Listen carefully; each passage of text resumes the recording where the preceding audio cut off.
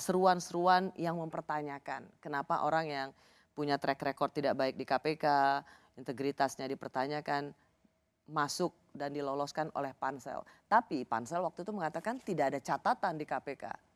Kalau tidak ada catatan tidak betul, karena dalam waktu yang sama Deputi Pengawasan Internal dan Pengaduan Masyarakat itu juga kirim surat ke pansel dan menawarkan bukti. Ini loh buktinya.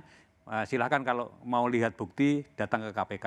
Itu sudah nawarkan gitu. Jadi nggak betul kalau nggak ada informasi mengenai. Pansel juga nggak mau lihat buktinya. Tidak mau melihat Nggak mau buktinya lihat buktinya. sama sekali. Sama sekali. Bahwa sebenarnya KPK sudah berusaha untuk memberikan Ya, catatan tentang rekam jejak, betul. tetapi ditolak oleh pansel KPK. Ya, betul.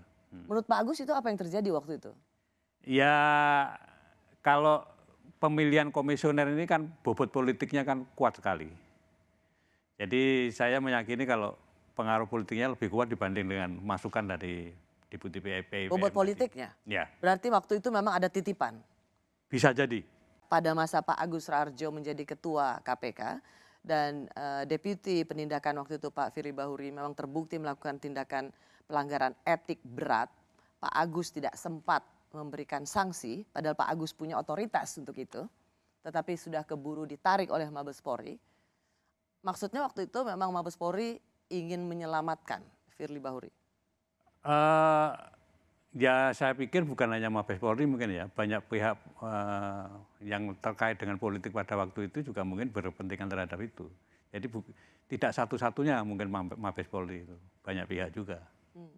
Dan di samping surat secara resmi dari Deputi PIPM tadi, saya juga membuat surat terbuka kalau Anda ingat kepada Presiden mengenai mohon maaf saya menyebutkan jangan menerima Firly sebagai komisioner KPK.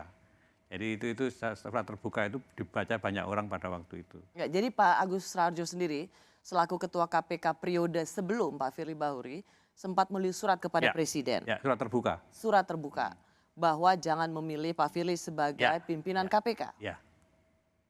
Waktu itu catatannya karena track record di KPK saat menjadi Deputi Penindakan. Ya. Tetapi itu tidak didengar. Nggak didengar. Artinya sekarang kalau apa yang terjadi pada KPK di bawah pimpinan Pak Firly Bahuri dan kemudian Pak Firly menjadi tersangka, itu sesuatu yang mengejutkan Pak Agus nggak? Ya sebetulnya tidak, walaupun pada waktu awal-awal masuk Pak Firly termasuk marah kepada saya, kenapa Bapak mau digantikan orang malah tidak memuluskan jalannya, malah kelihatan menghambat dan mencegah saya masuk gitu. Jadi Pak Firly termasuk yang marah pada saya.